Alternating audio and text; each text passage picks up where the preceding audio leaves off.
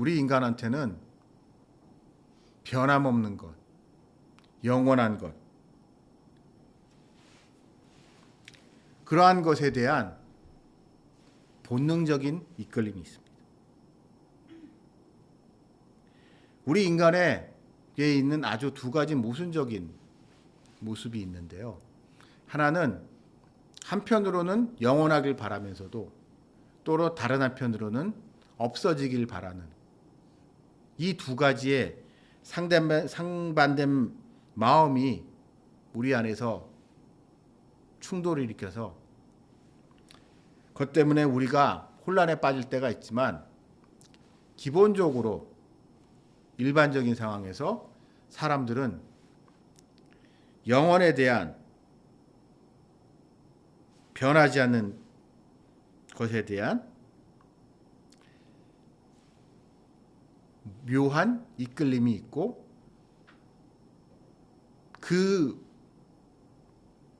그것을 충족시키기 위하여 인간은 이런저런 시도를 했고 많은 노력을 합니다. 그래서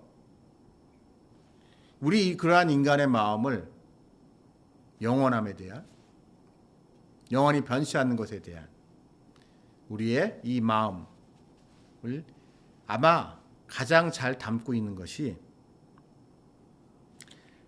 다이아몬드가 아닌가 싶어요.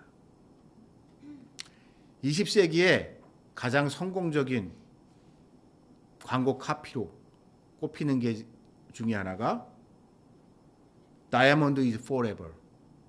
디비어스사가 1950년대 프로모션했을 때 광고로 사용했던 Diamond is Forever. 이 Diamond is Forever라는 광고로 드비어스가 다이아몬드를 사람들한테 이제 홍보하기 전까지는 다이아몬드라는 것은 그냥 보통 사람들한테는 너무 먼 거로 다가왔고 그건 무슨 왕이나 귀족이나 이런 특별한 사람들이 가지고 있는 거라고 생각하지 자기 같은 우리 같은 보통 사람들은 감히 꿈꿀 수도 없는 바라볼 수도 없고 기대할 수도 없는 아주 특별한 거라고 생각을 했는데 Diamond is Forever라는 광고와 함께 결혼 예물로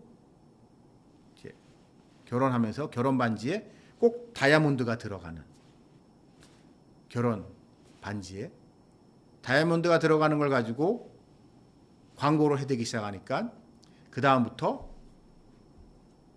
결혼 예물로 이 다이아몬드 반지가 필수품이 되어버렸다고 합니다. 저는 이 결혼 예물로 특별히 이 다이아몬드가 사용된다는 것은 우리에게 이 두 가지 마음, 영원함에 대한, 특별함에 대한, 그리고 사랑에 대한, 변치 않는 사랑에 대한 그런 우리의 기대가, 그리고 그것을 맹세하는 자리가 결혼식이기 때문에 그것이 잘 이제 조화를 이루면서 엄청난 성공을 거뒀고 우리 모두 대부분의 사람들이 결혼식을 할 때 뭐 허례허식이라고 해서 스몰 웨딩을 할지언정 결혼식 반지는 꼭 해야겠다는 생각들을 많이 하고 결혼식 반지에는 꼭 다이아몬드가 들어가기를 바라죠.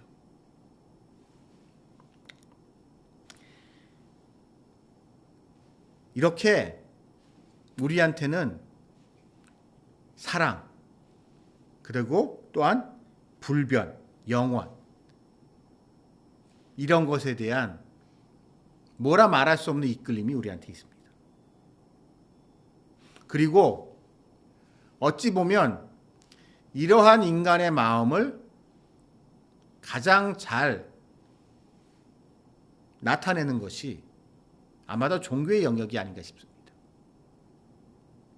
우리는 기독교라는 종교를 믿고 있죠. 성경을 믿고 있고 기독교라는 종교를 믿고 있고 예수님을 믿고 있어서 있지만 우리와 다른 종교를 가지고 있는 모든 종교들이라는 것은 정도 차이는 있지만 다 영원한 것, 불변한 것에 대한 추구를 담고 있는 것이 종교의 특징입니다. 되게 고상하고 추상적이고 멋있어 보여도 영원에 대한 것, 불변함에 대한 것, 불변한 것에 대한 것이 빠져 있다면 그거는 그냥 철학일 뿐이죠. 철학일 뿐이죠. 예를 들어서 대표적인 게 유학이 그럴 것이고 우파니샤드 같은 게 원시 힌두교 우파니샤드 같은 게 전형적으로 그런 모습일 텐데 그러한 고상한 철학들은 멋있어 보이고 그럴듯해 보이고 우리에게 지혜로워 보이긴 하지만 이러한 우리의 갈증을 해결해 주지 못합니다. 그래서 그러한 빈자리를 치고 들어가는 것, 그것이 기독교의 엄청난 큰 힘입니다. 지난 시간에 살펴봤듯이 조선 말기 우리 조상들이 기독교라는 종교를 쉽게 받아들일 수 있었던 것은 2조 500년을 지배했었던 유교 성리학이 결국 영원함이라는 것에 대해서 사람들에게 답을 주지 형이상학적인 문제에 대한 추상적인 것, 초월적인 것에 대한 답을 주지 못하고 있었기 때문에 그 빈자리를 사람들 파고 들어갔을 때 사람들이 우리 조상들이 그 갈증을 해결해주는 기독교라는 것, 예수님이라는 것에 대해서 확 빨려 들어갔죠. 마찬가지로 오늘의 무대 말씀의 배경이 되고 있는 에베소 교회도 어찌 보면 마찬가지일 것입니다. 에베소는 제가 여러 차례 말씀드렸지만 로마 제국에서 아주 중요한 도시였고 아테네 여신을 섬기는 아주 겉으로 보기에는 고상하고 그럴듯하고 좋은 동네였지만 그러한 고대 헬레니즘 문화는 영혼에 대한 인간의 갈망을 풀어주지 못하는 부분이 분명히 있었습니다. 그럴듯하고 고상하고 멋있을지 몰라도 사람이 무엇을 위해 살아야 하는지, 이 영원한 시간 속에서 나는 어떠한 존재이며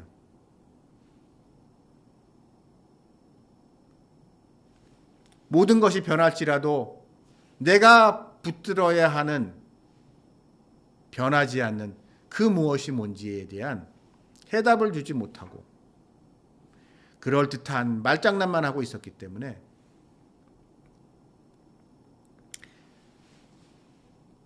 그러한 구원에 대한, 우리 기독교적 표현이 구원이죠. 구원에 대한 갈망이 있었던 사람들에게 예수 그리스도의 복음은 마치 한평생을 찾아 헤맸던 해답을 제시하는 거였습니다. 그래서 모든 면에서 불리한 환경임에서도 불구하고 초대교회는 아주 짧은 시간에 자리를 잡을 수 있었습니다만 안타깝게도 이러한 초대교회 성도들의 모습은 그 당시 사람들의 보편적인 정서, 가치관과는 문화와는 너무나 달랐기 때문에 그들과 섞일 수 없는 그 무엇이 있었고 그렇기 때문에 초기대교회 성도들은 신앙 공태 중심으로 살아갔습니다. 그러면서 그들은 종말론적인 삶을 살았죠. 근데 아이러니한 것은 그들이 그러한 종말론적인 삶을 사는 신실한 그리스도인들이 늘어나면 늘어날수록 사회적인 압력이 강해진다는 겁니다. 예를 들어서 이게 설명을 해드릴게요. 자, 우리 잘 아는 로마의 황제 숭배라는 걸 한번 생각을 해봅시다. 모든 로마 시민은 황제 숭배를 해야 돼요. 정해진 그 기간에 그런 우리가 근데 기독교인들, 유대교인들은 우상 숭배라고 해서 거기서 빠져나왔었죠. 그걸 안 했죠. 근데 여러분 한번 생각을 해봅시다. 유대인들은 초기부터 특권을 가지고 있었기 때문에 논외로 치고 우리 예수 믿는 사람들이 아주 극소수였을 때 아주 극소수여서 그 사람들 몇 명 그런 로마 황제를 중심으로 한 우상 숭배하는 그런 국가 행사에 그런 페스티벌에 참여하지 않을 때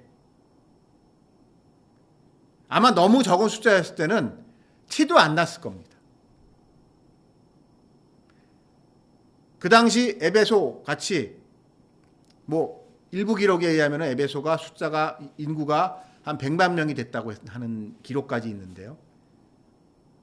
한 100만 명 중에 끼껏해야 몇십 명 빠진다고 쳐봅시다.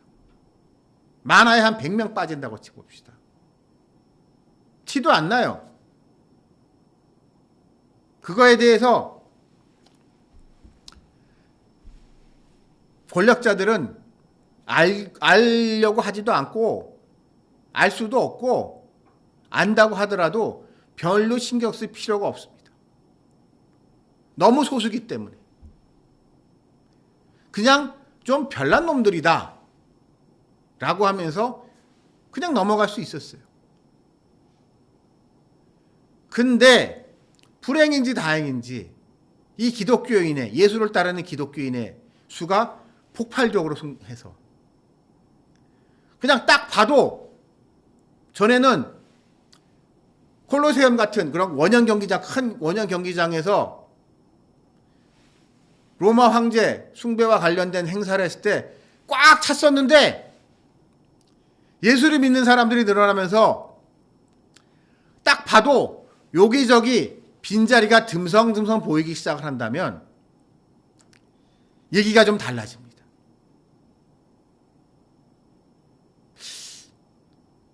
그냥 넘어가기에는 좀 찜찜하고 쟤네들은 도대체 누구길래 왜 남들 모두 참석하는 이 중요한 국가적 행사에 왜 참석하지 않는 거야라는 의문과 함께 의심을 가지게 됩니다. 그냥 넘어갈 수는 없는 상황이 된 거죠.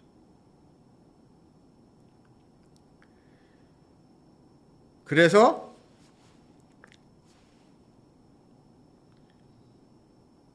그럴수록 갈등이 커지는 겁니다. 그래서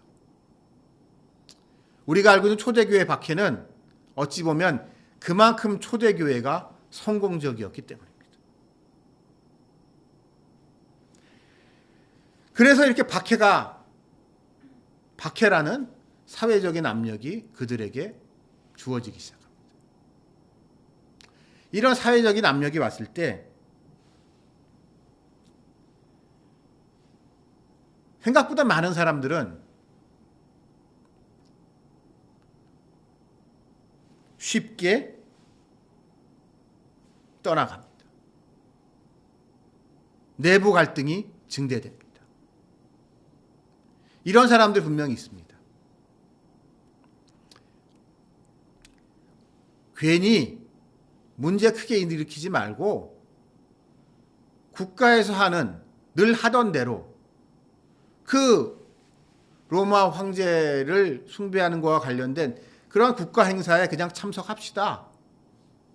우리가 거기에 참석한다고 해서 예수님 안 믿는 것도 아니고 교회 안 나가는 것도 아니고 주일날 모여서 우리 예배하던 거 다 하는데 이건 이거대로 하면서 이게 이런저런 이제 남들 눈치도 있고 이러니 현실적인 필요 때문에 그런데 좀 참석합시다 라고 하는 사람들과, 아니다, 원칙을 고수해야 한다는 사람들, 뭐 이런저런 다양한 부류의 사람들이 하면서 내부적으로 필이 시끄러워지게 됩니다. 우리는 한국교회에서 이런 경험이 있죠. 신사참배라는. 우리는 결과적으로 지금 이렇게 돼서 아는 거지만 신사참배가 한국교회에서 문제가 되던 시절에 오늘날 우리는 잘 모르고 있는 좀 부끄러운 모습도 되게 많이 있습니다.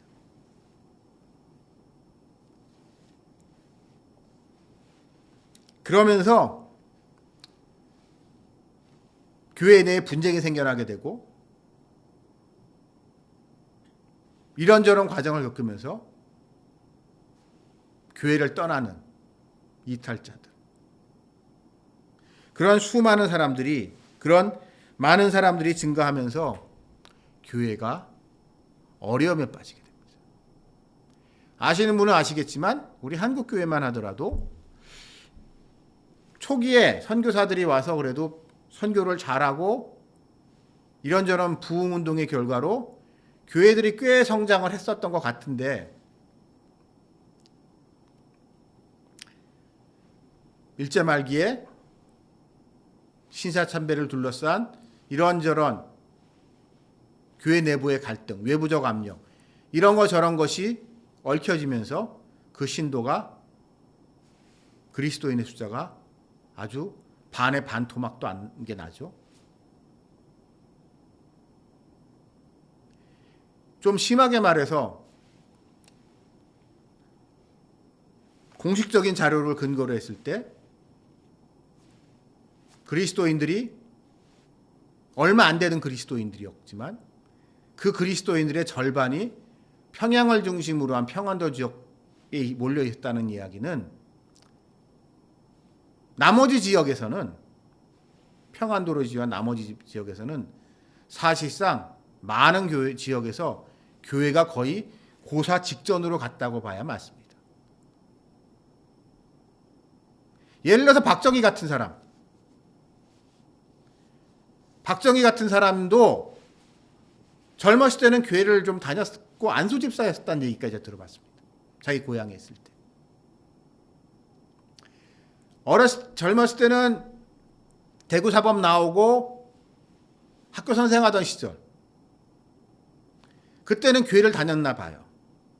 그리고 안수집사까지 지내고 그렇게 신앙생활을 나름 잘 하고 있었던 것 같던 박정희가 결국 군인이 되고자 만주로 가면서 천황한테 충성맹세를 하면서 다 그런 걸 뒤로 버렸죠. 저는 목사의 한 사람으로서 박정희를 그래서 싫어합니다. 그 사람은 배교자예요. 안수집사까지 했던 양반이.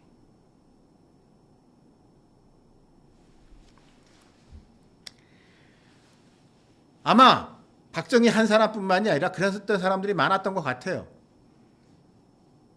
현실적인 사회적 압력 때문에. 자기가 원하는 것을 하려고 하게 되면 기독교인이라는 거, 교회를 다닌다는 거, 그게 거치장스럽고 짐이 되니까.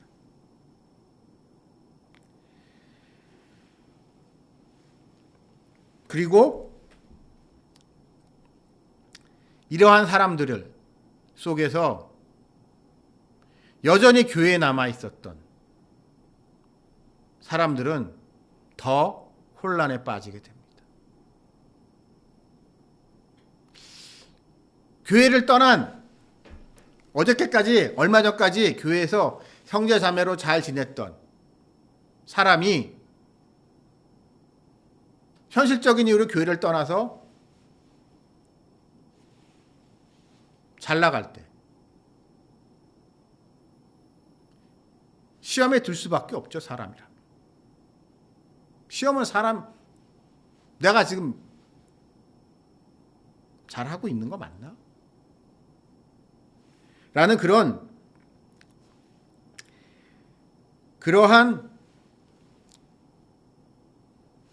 고민이 성도들을 더 흔들리게 합니다.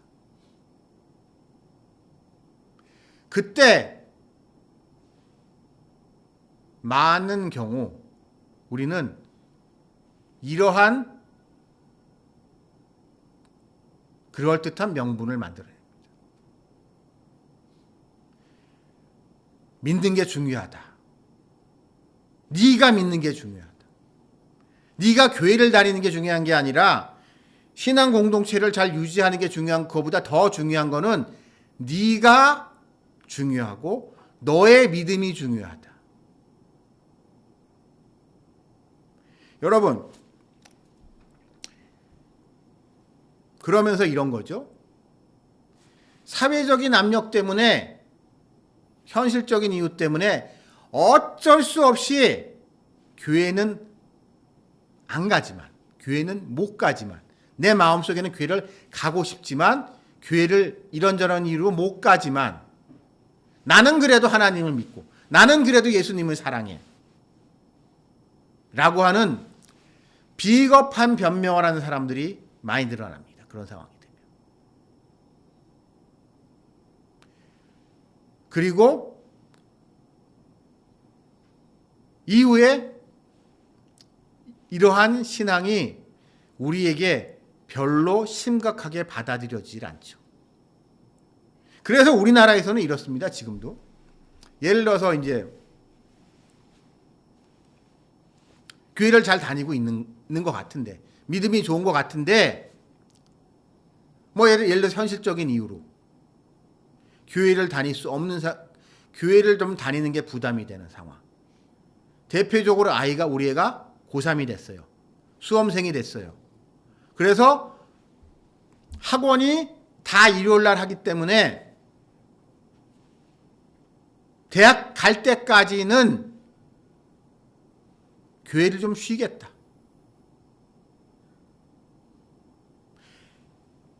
이런 상황이 왔을 때 안타깝게도 많은 사람들이 이런 변명을 합니다. 사정이 있어서 교회는 못 가지만 그래도 제가 믿음은 좋은 애야. 믿음이 좋은 아이기 때문에 예수님을 얼마나 저 학생이 제가 사랑하는데, 그러니까 지금은 뭐 어쩔 수 없지만 그 믿음과 그 사랑이 마음에 있기 때문에 뭐 형편이 그러면 교회 안 갈 수도 있는 거지 뭐 라고 하면서 현실과 적당히 타협합니다.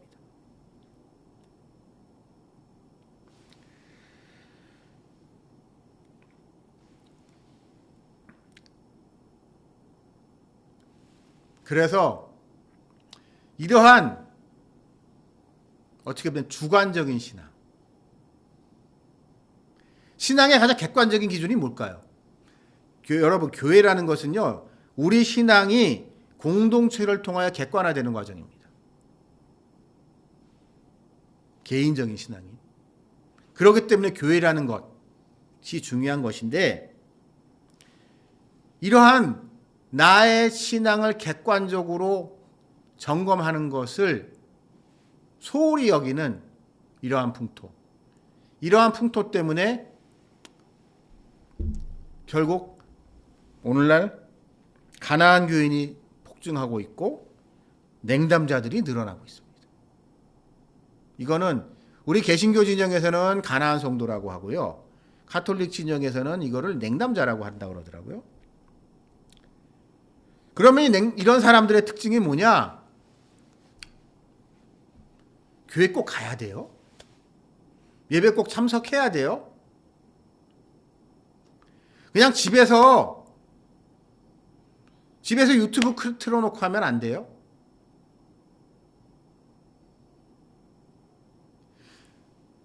뭐 제가 이래 가지고 참 교회를 가기 힘든데 그래도 이제 예배 드리고요. 헌금도 해요.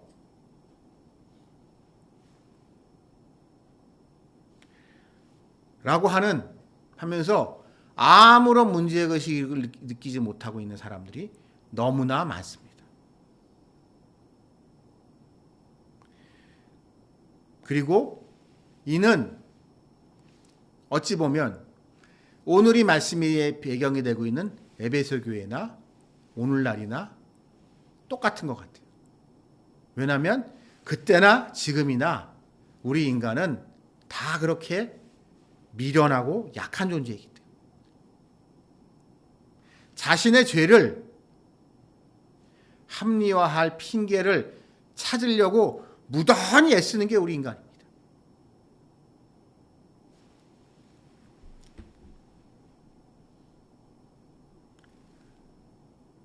그런데 오늘 이 자리에서 말씀에서 사도 바울은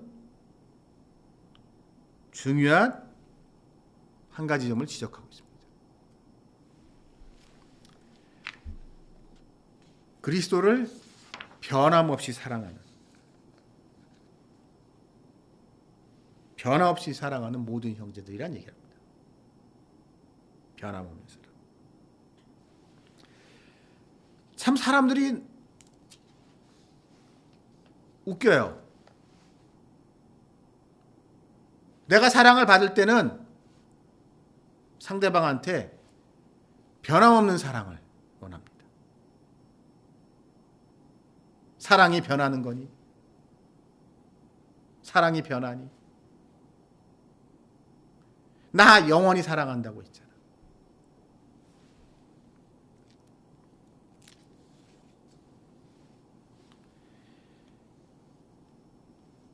그러나 죄 많은 우리의 이 타락한 본성은요, 남에게는 변함없는 사랑을 요구하면서도 내 자신은 변함없는 사랑을 주고 변함없이 사랑하는 것에 인색합니다. 어떻게 보면 사랑하지 않을 핑계, 자기의 사랑이 예전 같지 않은 것을 합리화해 줄 수 있는 핑계, 명분을 찾는 거에 열심인 게 우리 인간입니다.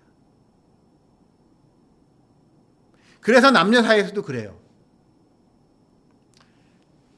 자기 애인한테, 자기 남편한테, 자기 부인한테, 자기 상대방한테는 자기를 변함없이 사랑하면서도 지가 바람 폈을 때, 지가 딴 데 눈 돌렸을 때는 다 그럴 만한 이유가 있어. 다 저 사람이, 그러면서 그 사람들이 열이면 열 하는 핑계가 있습니다. 나는 그 사람을 변함없이 사랑하고 싶었는데,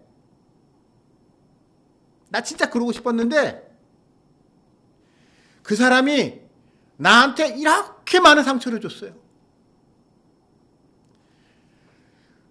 그랬기 때문에 그 사람을 영원히 사랑한다는 게 저한테 너무나 고통스럽고 어렵고 힘든 일이었어요.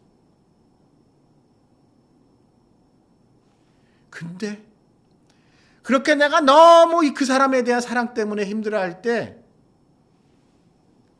그게 찾아온 거예요. 라고 하면서 잘못은 자기가 해놓고 그 자기의 잘못한 것의 핑계를 상대방한테 줘요.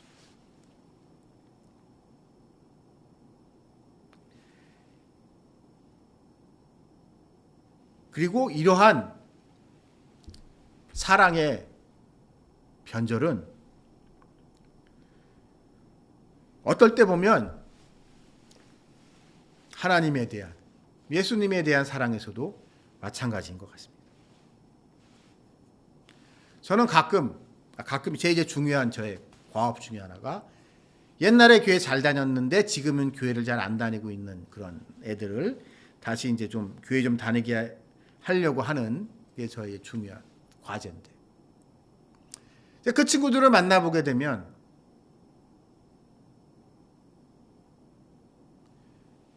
제가 묻습니다. 뭐 친구들이 사이니까. 야, 너 예수님 사랑한다고 그러지 않았냐? 예수님 사랑한다며 그 사랑 변하지 않고 했다고 결단하지 않았냐? 젊었을 때 두 손 들고 눈물 콧물 질질 흘리면서, 응? 야, 임마 남자가 자식이 말이야.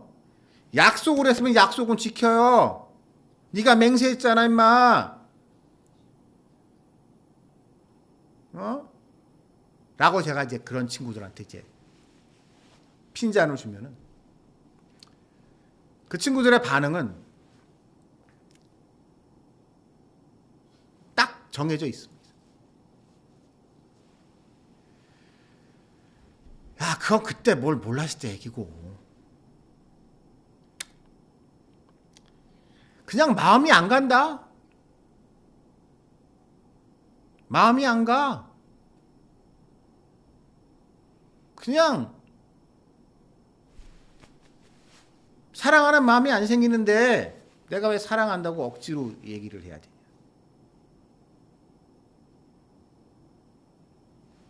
라고 하면서 자신이 변절된 것에 대해서 그 이유를 내가 아니라 내가 문제가 있다고 얘기하는 게 아니라 내가 그거를 느끼지 않는데 그거를 느끼지 못하게 해주시는 하나님의 책임인 것 같이 돌리고 있습니다. 그때는 내가 기도하면은 그렇게 눈물이 났어. 근데 지금은 기도하려고 하는데 기도를 나도 좀 해보려고 옛날같이 기도를 해보려고 하는데 눈물이 안 나더라고.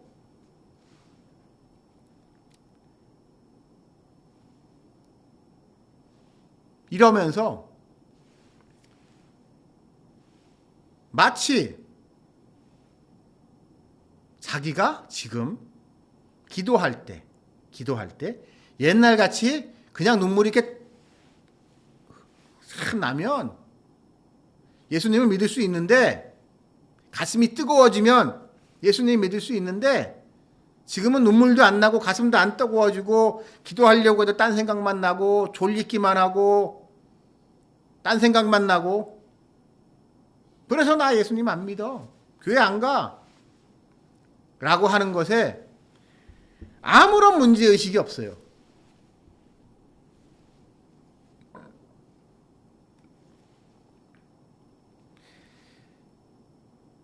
그래서 저는 저의 개인적인 고민입니다. 그런 친구들을 한테 어떻게 이게 다시 이게 믿음의 불씨를 살릴 수 있을까? 선교사가 되겠다고 하고 신학대학 하겠다고 하고 교회에서 청소년 때는 학생회장하고 청년부에서는 청년부 회장하고 앞에 나가서 그렇게 멋지게 찬양 인도하고 그랬던 애들이 왜 저모양저꼴이 됐을까?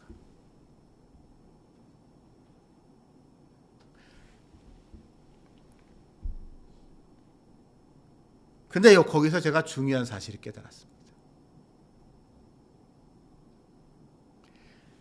제가 한때는 그래서 그런 친구들을 참 많이 나무랬습니다. 아까 제가 얘기했듯이 넌 약속을 안 지키는 사람이야. 나는 예수님한테 약속했는데 너 약속 안 지켰잖아. 맹세했는데 맹세를 안 지키잖아.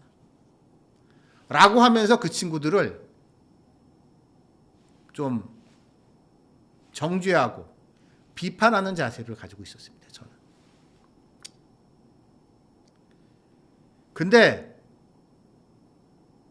세월이 지나면서 조금 생각이 바뀌었습니다.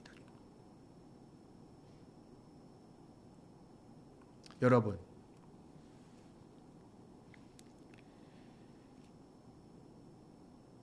우리 인간이 무언가를 변함없이 사랑할 수 있을까요? 우리 인간은요, 하나님, 예수님뿐만 아니라 그 무엇이든 영원히 사랑할 수 없습니다. 변함없이 사랑할 수 없습니다. 왜요? 내가 변하기 때문에. 사랑의 주체인 내가 변하는데 그 사랑이 어떻게 같을 수 있겠습니까? 같을 수 없어요. 사랑은 변하고 변하는 것이 우리 인간의 원래 모습, 본성에 가깝습니다.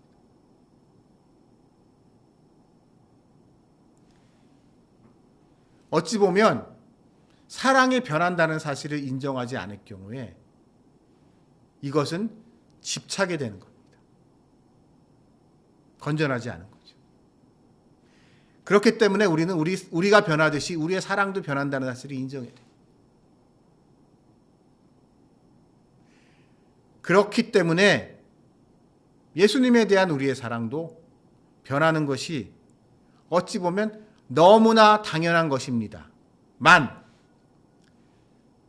오늘 이 말씀에서 나오는 것 같은 그리스도를 변함없이 사랑하는 자들은 왜 그럴까요? 남들은 세상의 풍파 속에서 교회를 떠나가고 예수님에 대한 열정이 식어가고 그리고 예수님을 믿는다고 하지만 현실적인 이유 때문에 두 마음을 갖고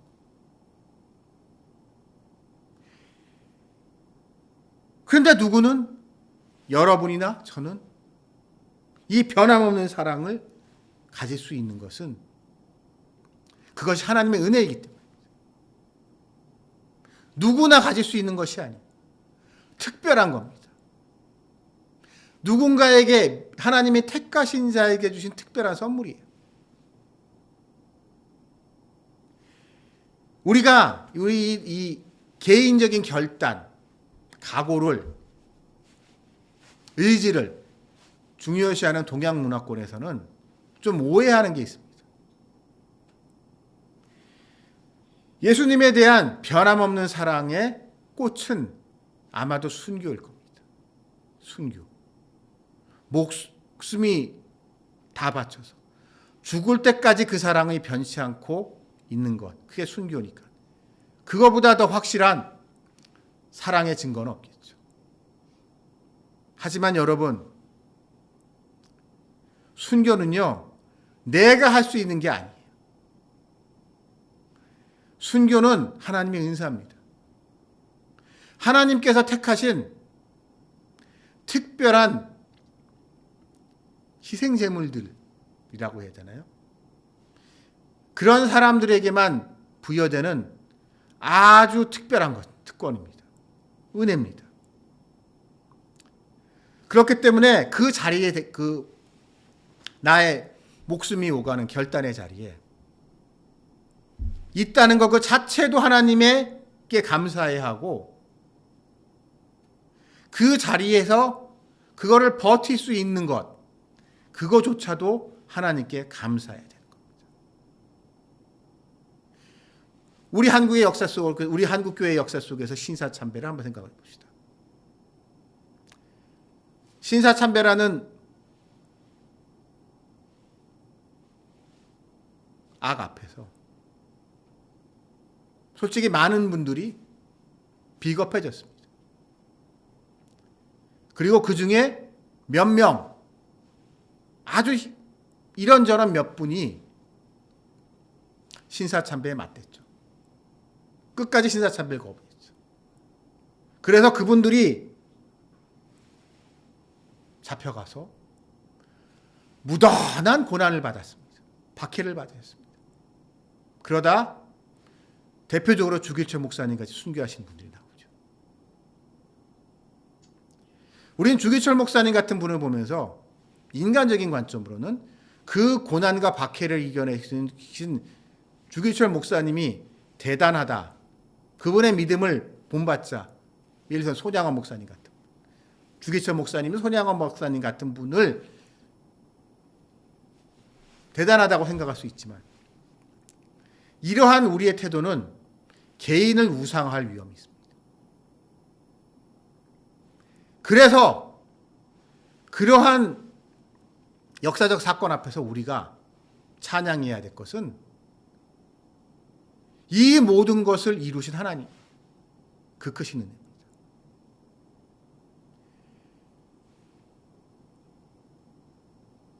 그리고 그것을 하나님의 그 크신 은혜라고 우리가 한 것은 아무것도 없고 하나님께서 다 하신 것이라는 것을 인정할 때 우리는 자유로워질 수 있습니다.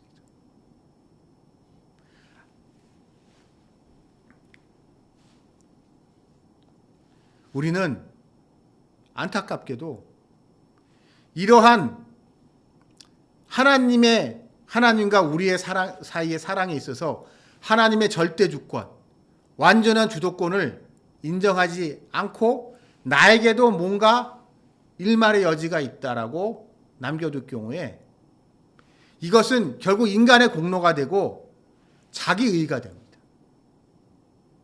그래서 안타깝게도 신사참배에 관해서 주기철 목사님이나 이런 분들 같이 감옥에 가셨지만 박해를 받았지만 살아나셨던 분들, 죽지 않고 살아나셨던 분들의 이후 행태를 보게 되면 안타까워요. 일면 추록성도라는 이분들이 이게 훈장이 돼버려서 자기의가 돼버린 부분이 분명히 있어요. 그리고 그것이 이후 한국교회의 분열의 시발점이 됐습니다. 이런 거죠. 내가 외놈들한테 감옥 들어갔을 때 너 뭐 했냐? 나는 순교의 각오를 해서 감옥에 붙들려 갔고 모진 고생을 했고 난 이렇게 대단한 일을 한 사람이야 라는 그러한 자기의가 교만으로 발전하면서 한국교회에 아주 큰 폐해를 줍니다.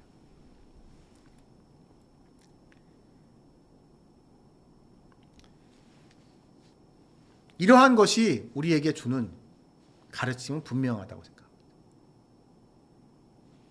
사랑, 하나님과의 사랑, 하나님과의 예수님에 대한 변함없는 사랑은 우리가 하는 것이 아니라 하나님께서 우리에게 주신 선물이기 때문에 이렇게 사랑할 수 있다는 것 그 자체, 그거에 우리는 감사해야 됩니다. 그리고 이 사랑을 구해야 됩니다.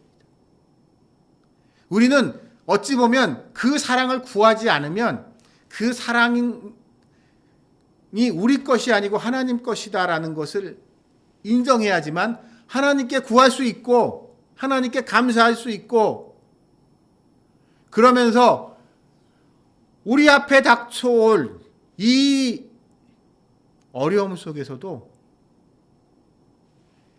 이 신앙의 근거, 이 믿음의 근거가 내가 아니라 하나님께 있다고 생각하면서 우리는 버틸 수 있는 겁니다.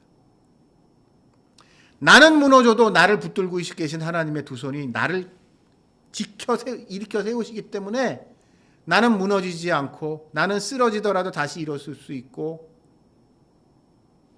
주님과 동행할 수 있다는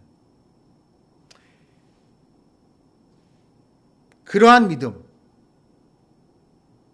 그리고 지금까지 그렇게 해주셨음에 감사하고 앞으로도 그렇게 해주실 거라는 것에 감사하면서 지금의 이 어려움을 견딜 때 우리는 지금까지 함께 해주셨듯 앞으로도 함께 해주실 하나님과 예수님의 은혜가 우리를 충만하게 할 것이라는 그 기쁨 속에서 지금을 견뎌내고 앞으로 올 것을 대비하는 여러분들이 되시기를 주님의 이름으로 축원합니다. 기도드리시겠습니다.